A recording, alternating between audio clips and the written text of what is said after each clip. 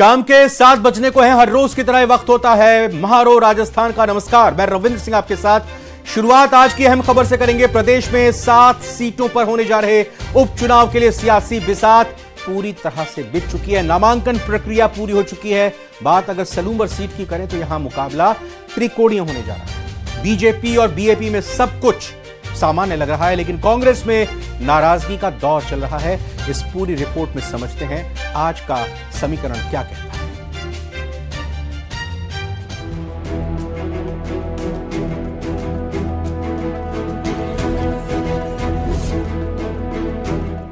Salumbar seat पर त्रिकोणीय मुकाबला, जीत की तैयारी में जुटी बीजेपी।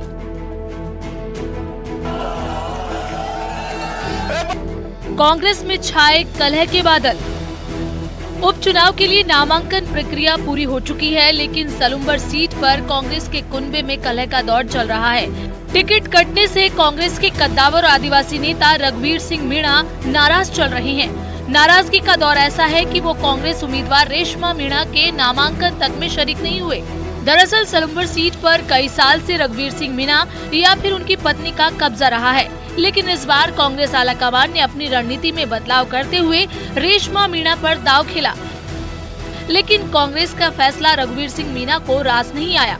रघुवीर मीणा का कहना है कि कांग्रेस से बगावत कर साल 2018 में निर्दलीय चुनाव लड़ने वाली रेशमा को पार्टी टिकट कैसे दे सकती है। रेशमा जी मीणा 2018 में कांग्रेस पार्टी का उम्मीदवार मैं खुद ही था, उसके खिलाफ चुनाव लड़ी और हरवाया। उसके बाद पंचायत समिति सदस्य का चुनाव बागी होकर लड़ी, उसमें कांग्रेस पार्टी के उम्मीदवार को हराया और 5 साल गुजरे नहीं और उसको वापस टिकट पकड़ा दिया। उसके पहले कांग्रेस पार्टी ने उनको 6 साल के लिए पार्टी से बाहर किया था। वो बिना किसी आवेदन के पार्टी में लेना, उसको टिकट दे देना और रघुवीर मीणा जैसे व्यक्ति को दरकिनार करना। तो मैं ये मानता हूँ कि मेवाड़ वागड़ में कुछ नेता ऐसे हैं जिनका नाम तो मैं नहीं ले रहा हूँ, आम लोग जानते हैं, आप कार्यकर्ता जानते हैं, वो ऐसी गतिविधियाँ चला रहे हैं जिससे ट्राइबल लीडरों में एक एक करके सबको मारने का काम किया जा रहा है। रघुवीर मीणा अपनी हार का ठीकरा रेशमा मीणा के निर्दलीय चुनाव लड़ने पर फोड़ते रहे हैं। ऐसे में उन्होंने पार्टी आलाकमान से दोबारा विचार करने की भी मांग की थी। हालांकि सलूंबर सीट से कांग्रेस प्रत्याशी रेशमा मीणा आला नेताओं के साथ मिलकर लड़ने और जीतने की बात कर रही हैं। पहले तो हमारे राष्ट्रीय नेतृत्व और प्रदेश लेवल, राष्ट्रीय और प्रदेश लेवल के हमारे जो अग्रज नेता हैं, उनको मैं तहे दिल से धन्यवाद अर्पित करती हूँ और आभार व्यक्त करती हूँ, जो उन्होंने मुझ पर विश्वास करके इस उपचुनाव में कांग्रेस पार्टी का उम्मीदवार घोषित किया। तो मैं उनके विश्वास पर खरा उतरने का मेरा पूरा प्रयास रहेगा। सलूंबर सीट पर कांग्रेस में जहां कलह के बादल हैं, वहीं बीजेपी में राहत की खबर है। यहां पार्टी से बगावत कर रहे नरेंद्र मीणा सीएम से मिलने के बाद शांत हो गए हैं और उन्होंने बीजेपी प्रत्याशी शांता देवी मीणा के लिए प्रचार की कमान संभाल ली है।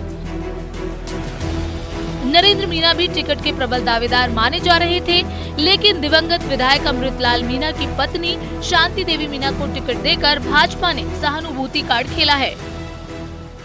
विधानसभा उपचुनाव के लिए नामांकन प्रक्रिया पूरी होने के बाद सलूंबर विधानसभा क्षेत्र से भी अब राजनीतिक स्थितियां स्पष्ट होने लगी है। एक और भारत आदिवासी पार्टी के जितेश कटारा पूरी दमखम के साथ चुनावी मैदान में उतरे हुए हैं और अपनी पार्टी को एकजुट करते हुए जीत का दावा कर रहे हैं। तो वहीं बीजेपी ने भी बगावत कर रहे नरेंद्र मीणा को मनाकर राहत की सांस ली है। नरेंद्र मीणा ने मुख्यमंत्री भजनलाल शर्मा से मुलाकात के बाद पार्टी को जिताने का संकल्प लिया है, लेकिन कांग्रेस की मुश्किलें टिकट वितरण के बाद अब बढ़ने लगी है। कांग्रेस के आदिवासी नेताओं में शामिल रघुवीर मीणा नाराज चल रहे हैं, वहीं बीजेपी ने नरेंद्र मीणा की नाराजगी दूर कर राहत की सांस ली है। वहीं इस सीट पर भारत आदिवासी पार्टी के जितेश कटारा के चुनावी मैदान में उतरने से मुकाबला त्रिकोणीय हो गया है। कांग्रेस के दिग्गज आदिवासी नेता और पूर्व CWC के सदस्य रघुवीर सिंह मीणा रेशमा मीणा के टिकट से बेहद नाराज है। वे नामांकन प्रक्रिया में भी नहीं पहुंचे और उन्होंने पार्टी आलाकमान से यह अपील की है कि जिसने पार्टी से बगावत की उसे टिकट देकर पार्टी आलाकमान ने गलती की। हालांकि अब देखना होगा कि पार्टी आलाकमान रघुवीर मीणा को मनाने में कितनी सफल होती है, क्योंकि यदि रघुवीर मीणा सलुम्बर अंचल में कांग्रेस से नाराज रहते हैं तो कांग्रेस की मुश्किलें बढ़ सकती है। कपिल श्रीमाली, न्यूज़ 18 उदयपुर। और अलवर की रामगढ़ विधानसभा सीट पर होने वाले उपचुनाव के लिए बिसात बिछ चुकी है। बीजेपी ने सुखवंत सिंह को अपना प्रत्याशी बनाया है। कांग्रेस ने राजनीतिक विरासत को आगे बढ़ाते हुए दिवंगत विधायक जुबेर खान के बेटे आर्यन खान को उम्मीदवार बनाया है। उपचुनाव में बीजेपी और कांग्रेस प्रत्याशियों के बीच सीधी टक्कर है।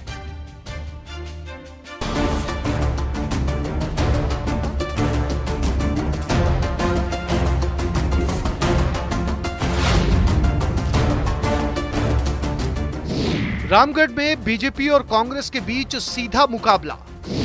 सुखवंत सिंह और आर्यन जुबेर खान में कांटे की टक्कर। किस पर करेगी रामगढ़ की जनता विश्वास?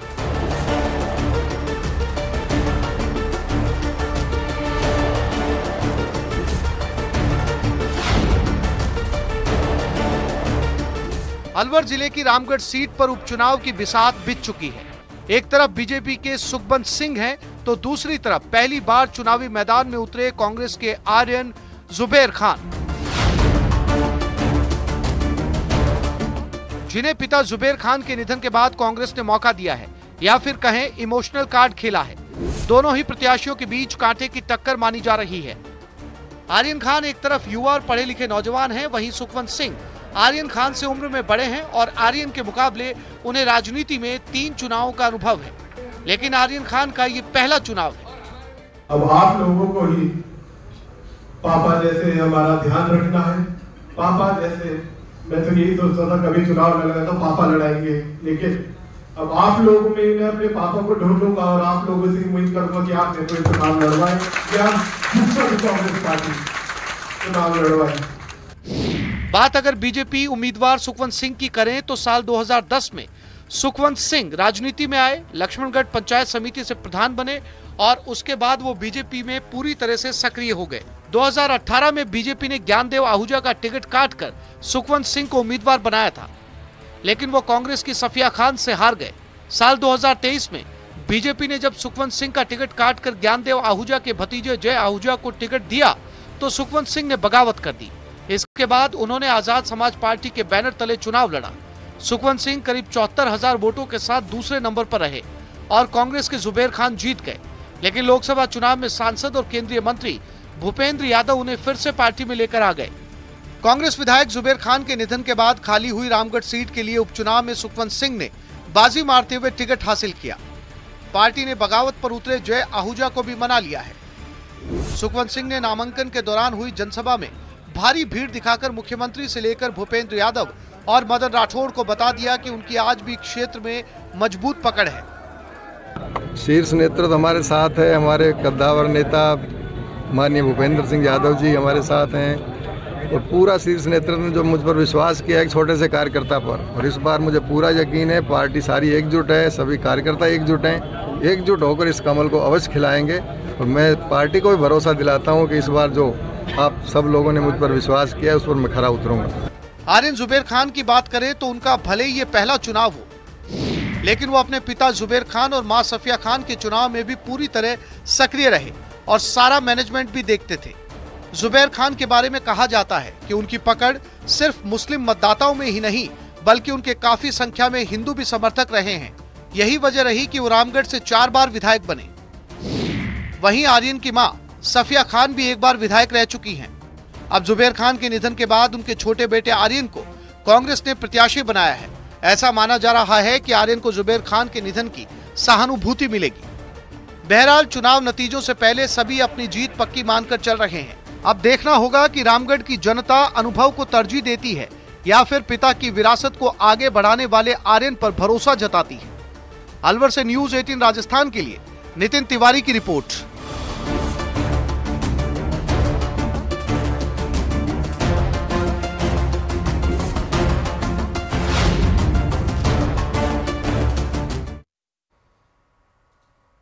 बीजेपी सदस्यता अभियान के प्रदेश संयोजक अरुण चतुर्वेदी श्री गंगानगर जिले के दौरे पर रहे, जहां उन्होंने भाजपा जिला कार्यालय में सदस्यता अभियान की समीक्षा बैठक ली। इस दौरान उन्होंने कहा कि भाजपा के सदस्यता अभियान के निर्धारित लक्ष्य को जल्द ही पूरा कर लिया जाएगा। साथ ही राजस्थान के 7 विधानसभा सीटों पर हो रहे उपचुनाव को लेकर भी उन्होंने कहा कि भजनलाल सरकार के द्वारा चंद महीनों में ही किए गए विकास कार्यों पर जनता मोहर लगाएगी और भाजपा अधिक से अधिक सीटें जीतेगी।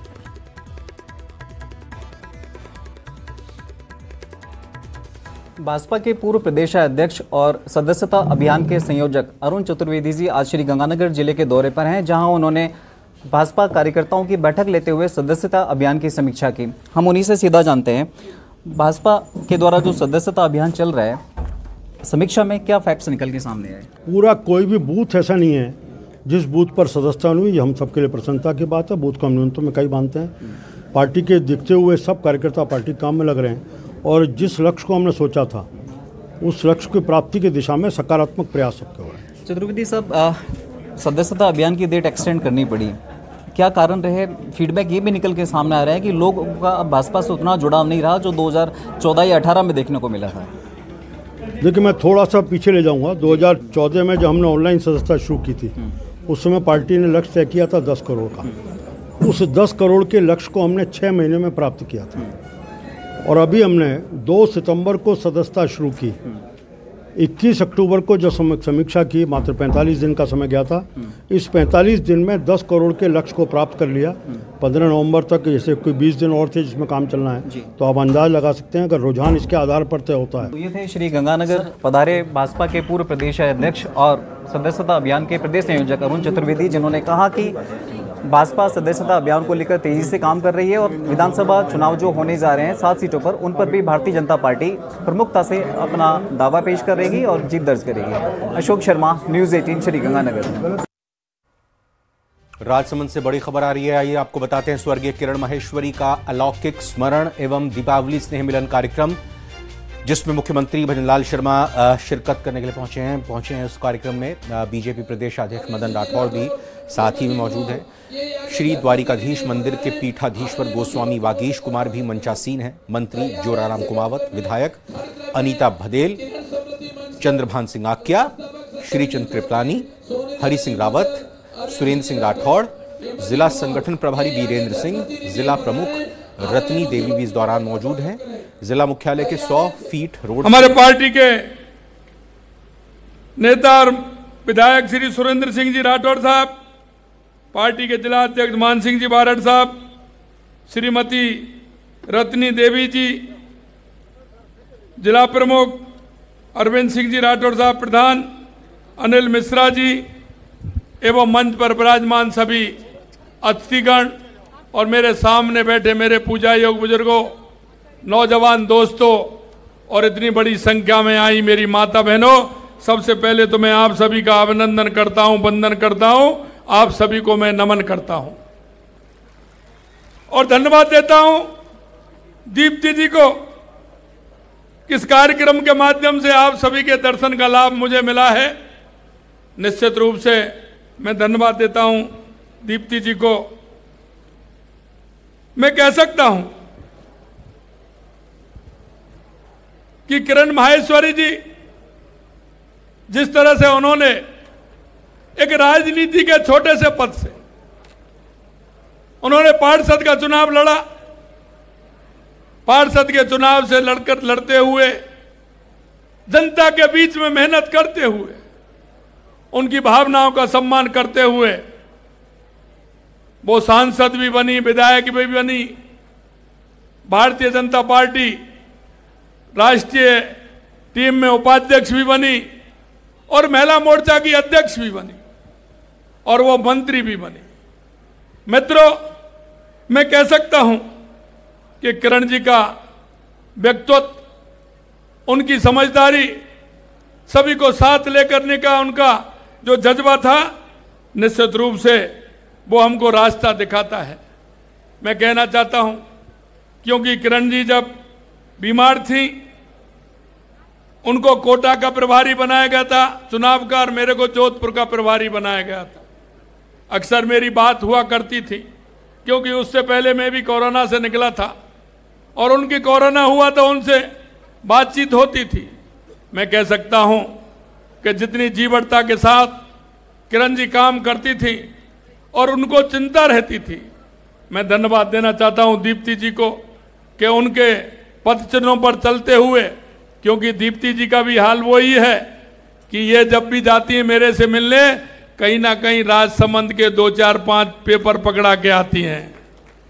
ये कहती हैं और मैं कहता हूं कि आप तो 4 दिन पहले मिलकर के गई हैं। नहीं भाई साहब, मैं तो मिलने आई हूं, लेकिन मिलते मिलते भी 2, 4, 5 कागज पेपर दे के ही आती है। ऐसी हमारी दीप्ति माहेश्वरी है। मैं कहता हूं मित्रों, राजनीति में काम करने वाले लोग 2 तरह के होते हैं। एक तो वो लोग जिन्होंने देखा होगा कि 70 साल से इस देश पर हुकूमत की, सबसे ज्यादा राज किया, राजस्थान में भी राज किया, लेकिन वो कभी जनता से नहीं जुड़े। एक हमारे लोग हैं, भारतीय जनता पार्टी का एक एक कार्यकर्ता जनता से जुड़कर रहता है, जनता के काम को करता है, और उनके मन में ये पीड़ा रहती है कि मैं जनता के बीच जाता हूं, मेरे गांव में क्या कमी है, मेरे गांव का विकास कैसे होगा। श्री गंगानगर से लॉरेंस गैंग के शूटर की गिरफ्तारी के बाद कई सारे खुलासे सामने आ रहे हैं। दिल्ली में क्राइम ब्रांच की टीम की पूछताछ में पूर्व विधायक के भांजे की हत्या की साजिश की बात जैसे ही सामने आई, श्री गंगानगर पुलिस महकमे में हड़कंप समझ गया और इसके पीछे एक नेता के होने के आरोप भी लग रहे हैं। इस रिपोर्ट में आपको दिखाते हैं।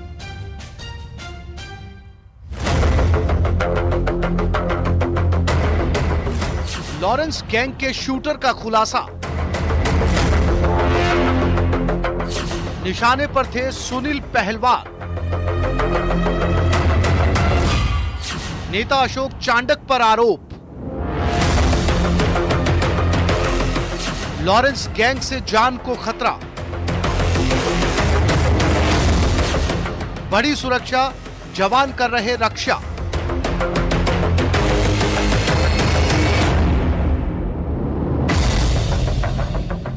लॉरेंस गैंग का शूटर हत्या के इरादे से शहर में कदम रख चुका था।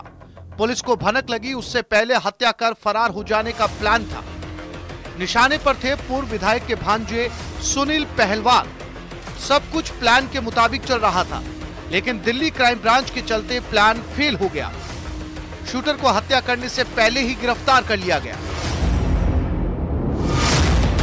वहीं पूरे मामले को लेकर सुनील पहलवान ने राजनीतिक रंजिश बताते हुए 2023 में निर्दलीय विधानसभा चुनाव लड़ चुके नेता अशोक चांडक और उनके बेटे राघव चांडक पर लॉरेंस गैंग से संबंध रखने और उनकी हत्या की साजिश में शामिल होने के आरोप लगाए हैं। उस थ्रेट को भी मैंने सीरियसली नहीं लिया। दूसरी मेन जो बात है कि राजनीतिक द्वेषता,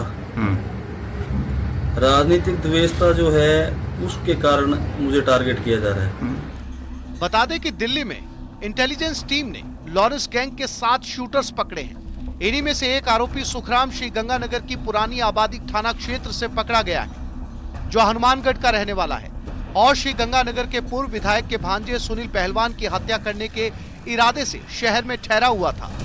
खबर मिलते श्री गंगानगर पुलिस अलर्ट हो गई। सुनील पहलवान के घर पर सुरक्षा बढ़ा दी गई। साथ ही श्री गंगानगर पुलिस की एक टीम पकड़े गए आरोपी से पूछताछ के लिए दिल्ली रवाना हो चुकी है। जिनको पकड़ा गया है उनसे इंट्रोगेट करके डिटेल में क्या बात है उसके बारे में जानकारी करके अग्रिम कार्रवाई की जाएगी। सर, उन्होंने ये भी कहा है कि शहर के एक नेता है अशोक चांडक, उनका भी इन्वॉल्वमेंट है इसमें, उनके कहने पर ये सब कुछ हुआ है। जब तक जिनको पकड़ा गया उनको हम इंट्रोगेट नहीं कर लेंगे तब तक इसमें हम कुछ भी स्पष्ट नहीं कहा जा सकता है। हालांकि इस मामले में अशोक चांडक ने सुनील पहलवान के आरोपों को सिरे से खारिज कर दिया। फिलहाल पूरे मामले में जांच के बाद ही सच सामने आ पाएगा। श्री गंगानगर से अशोक शर्मा, न्यूज़ 18 राजस्थान।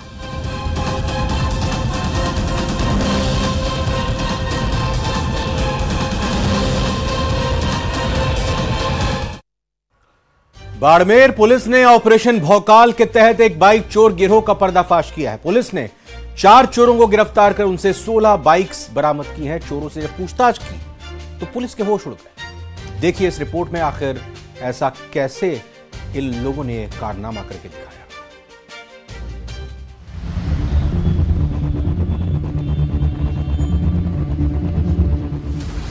बाइक चोर गिरोह का पर्दाफाश। नर्सिंग स्टूडेंट्स निकले मास्टरमाइंड। मौज मस्ती के लिए चुराते थे बाइक्स।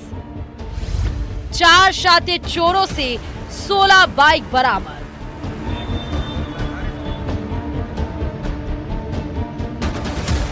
बाड़मेर जिले में लगातार हो रही बाइक चोरी की वारदातों के बाद पुलिस ने ऑपरेशन भौकाल के तहत बाइक चोर गिरोह का पर्दाफाश किया। पुलिस ने 4 शातिर चोरों को गिरफ्तार किया है, जिनसे पूछताछ के बाद चौंकाने वाली बात का खुलासा हुआ। चोरी करने वाले गैंग के सदस्य नर्सिंग छात्र हैं। उस सीसीटीवी फुटेज को डेवलप करके एक गोविंद बिश्नोई जो उम्र 19 साल है और यहाँ का ढोलीनाडी का है, गुड़ा मरानी का रहने वाला है और फर्स्ट ईयर में यह कैम्ब्रिज विश्वविद्यालय नर्सिंग कर रहा है, तो हमारी टीम ने उसको तुरंत उस फोटो के आधार पर दस्तयाब किया गया। पुलिस की जांच में सामने आया है कि ये 19 से 22 साल के युवा हैं, जो शौक और मौज मस्ती करने के लिए बाइक की चोरी करते थे और सस्ते दामों में बेच देते थे। पुलिस ने गैंग के मास्टरमाइंड परबत सिंह, गोविंद बिश्नोई, साहिल और जगदीश कुमार मेघवाल को गिरफ्तार कर लिया है। आरोपियों की निशानदेही पर 16 चोरी की बाइक बरामद की है। इनका मेन मकसद था मौज मस्ती और अपने समाज में रुतबा दिखाना, और ये जो मेन परबत सिंह भाटी जैसलमेर जिले का वो सरगना है, वो सस्ती रेटों पे ये लोगों को जो बाइक चोरी करके बेचते थे। पुलिस आरोपियों से पूछताछ करने में जुटी हुई है। आरोपियों से कई और खुलासे होने की संभावना है। पुलिस अधीक्षक ने लोगों को आगाह किया ताकि शहर में आपराधिक प्रवृत्ति के लोगों पर पुलिस विशेष निगरानी रख सके। न्यूज़ 18 के लिए बाड़मेर से प्रेमदान देथा की रिपोर्ट। उदयपुर में एसीबी एंटी करप्शन ब्यूरो ने आय से ज्यादा संपत्ति के मामले में संभागीय उपभोक्ता संरक्षण अधिकारी जयमल सिंह राठौड़ के ठिकानों पर छापेमारी की और इस कार्रवाई में लाखों के जेवरात, करोड़ों की प्रॉपर्टी, महंगी गाड़ियां, 100 से ज्यादा महंगी शराब की बोतलें और कई सारे बैंक के दस्तावेज भी बरामद हुए हैं। इस रिपोर्ट में आपको दिखाते हैं।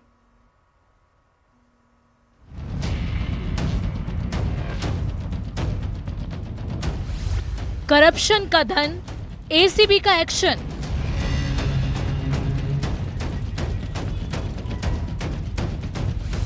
करोड़ों का खेल, अधिकारी गया जेल।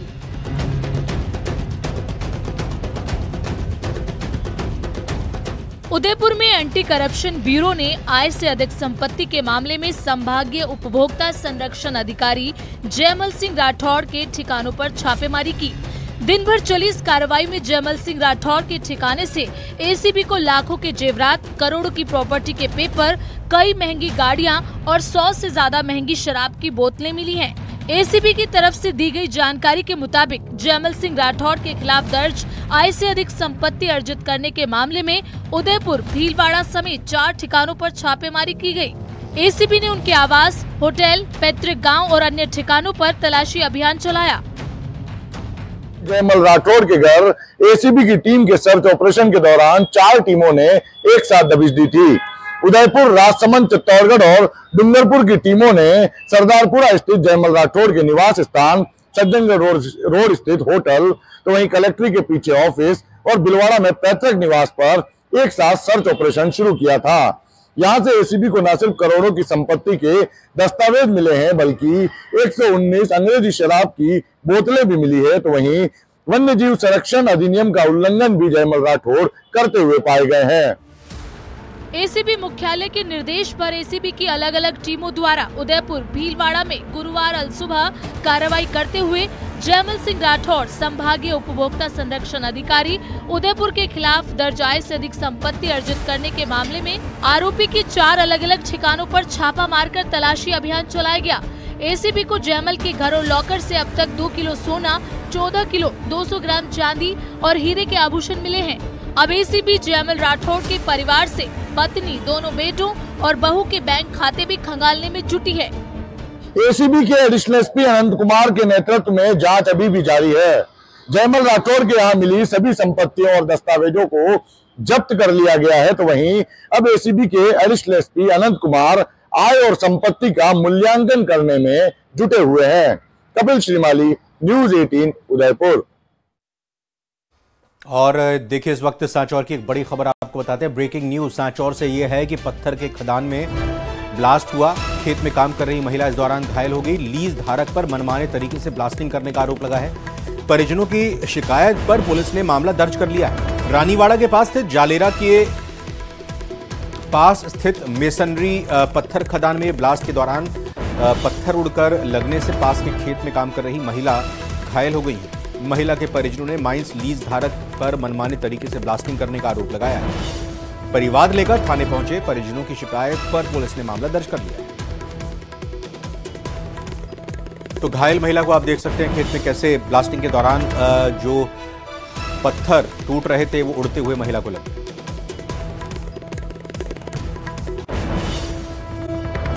से हैरान कर देने वाला खुलासा हुआ है। राजस्थान के 33 जिलों में पढ़ने वाले नॉन मुस्लिम बच्चों की तुलना में सबसे ज्यादा संख्या कोटा जिले में, जहां पूरे राजस्थान के सभी बच्चों की संख्या का 25% विद्यार्थी सिर्फ हाड़ौती के 4 जिले कोटा, बूंदी, झालावाड़ और बारां से आते हैं, जबकि इन्हीं जिलों के उन मदरसों में नॉन मुस्लिम शिक्षकों की संख्या ना के बराबर है।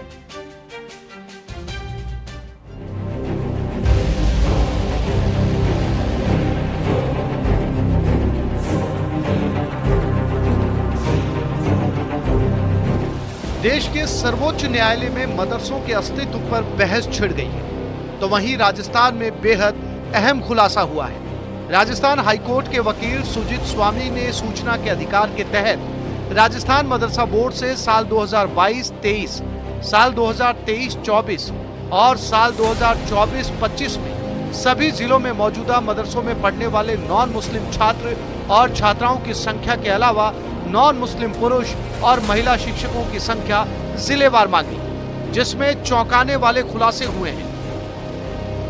मदरसों में आखिर क्या है ये आंकड़ों का खेल जो हैरान कर देने वाला है। राजस्थान के 33 जिलों से जो आंकड़े निकल करके आए हैं वो हैरत में तो डालते ही हैं, साथ में सवाल भी खड़ा करते हैं।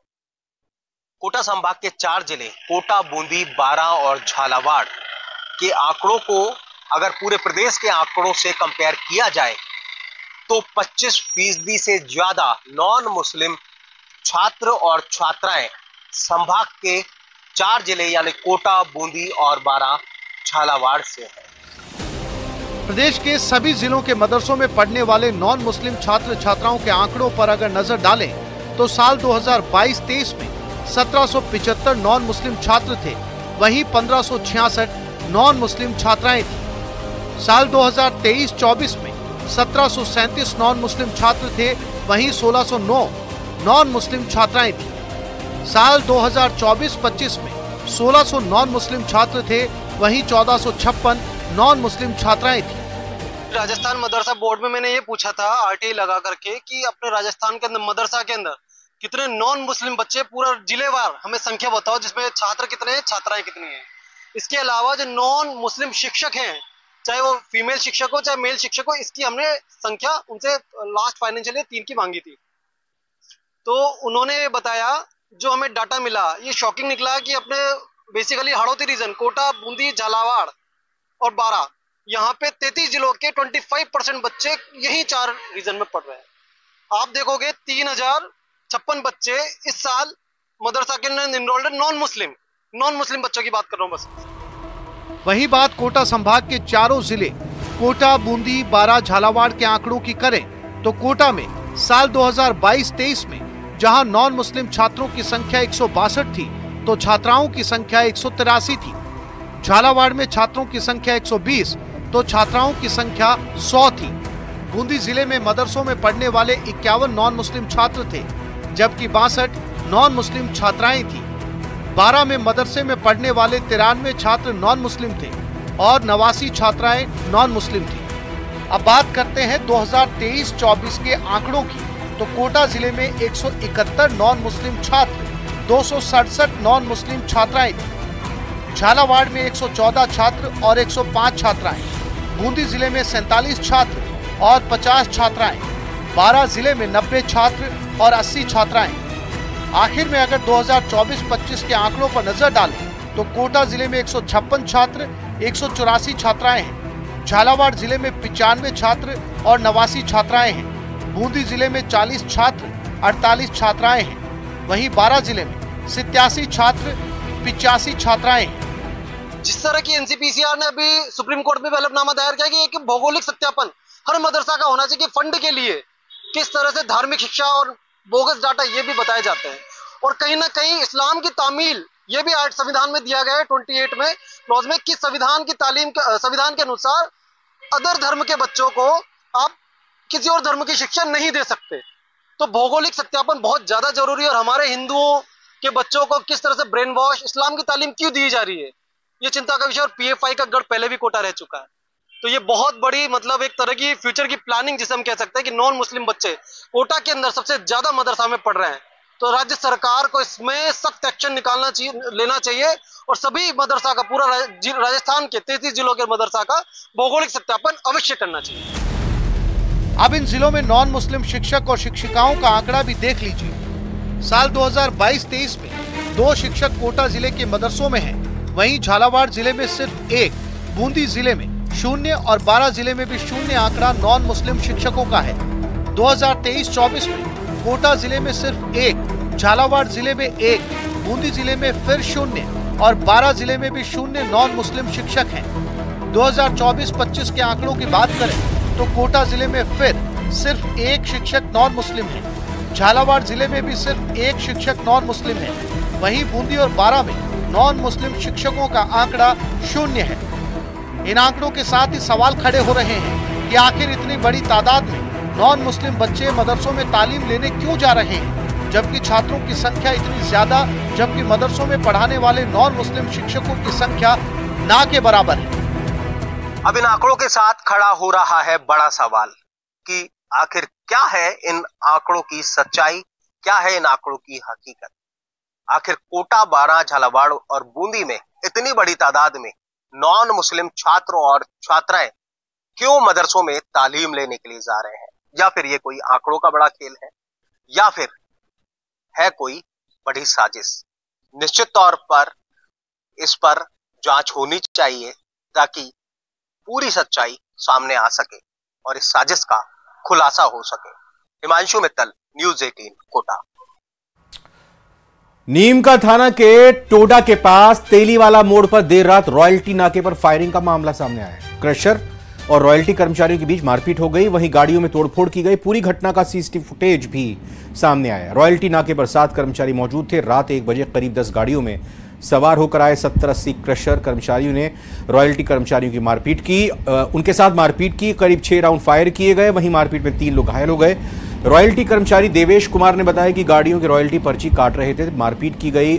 पर्ची काट रहे बुजुर्ग के सिर में लोहे के सरिये से वार किया गया, जो गंभीर रूप से घायल हो गया, जिसे इलाज के बाद जयपुर रेफर किया गया। क्रशर प्लांट के अंदर डामर का प्लांट अवैध रूप से लगा रखा था, जिसकी रॉयल्टी की मेजरमेंट को लेकर यह झगड़ा हुआ था।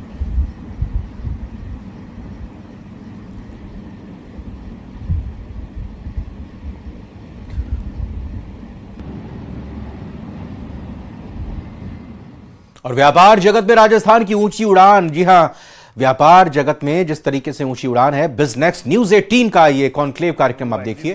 कुछ दिनों के लिए रह जाता है, फिर बाद में वो चले जाते हैं, परंतु हमने जो ये किया है वो उसमें हर एक मैन्युफैक्चरर यूनिट की या होलसेलर है तो उन होलसेलर्स की एक यूनिट, एक ब्रांच वहाँ पे हमेशा रहेगी।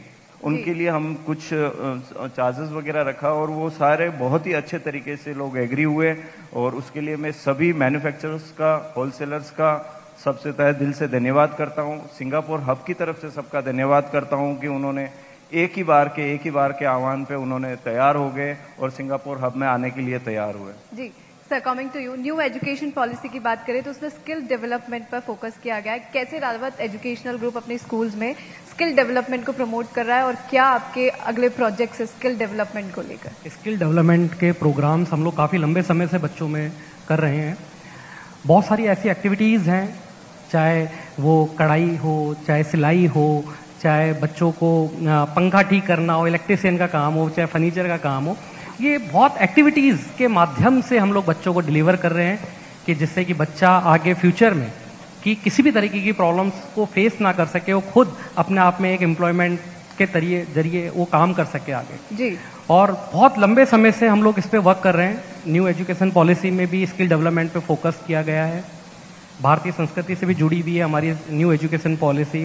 AI का जमाना आ गया है, टाइम आ गया है, बहुत जरूरी है बच्चों को ये सब चीजें सिखाना आने वाले टाइम के लिए, समय के लिए। और रही आज हम लोग जो एजुकेशन में जो चैलेंजेस फेस कर रहे हैं, दीपावली के मौके पर दियों की डिमांड बढ़ जाती है, लेकिन इन दिनों चाइनीज दीपक और झालरों के चलते मिट्टी के दियों की मांग कम देखी जा रही है। कहीं कहीं कमी आ गई है या कहीं कि लोग इनमें कम इंटरेस्ट दिखा रहे हैं।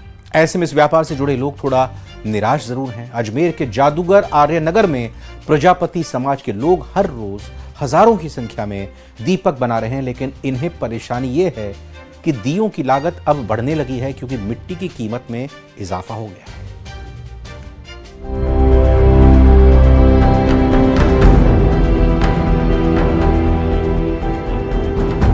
ये चाक पिछले करीब 1.5 महीने से ऐसे ही घूम रहा है और हमारे घरों को रोशन करने वाले इन दियों को तैयार कर रहा है। तस्वीरें अजमेर के जादूगर आर्यनगर की है, जहां कई परिवार हर रोज हजारों की तादाद में मिट्टी के दिए तैयार कर रहे, ताकि दीपावली पर सभी के घर रोशनी में डूब जाएं।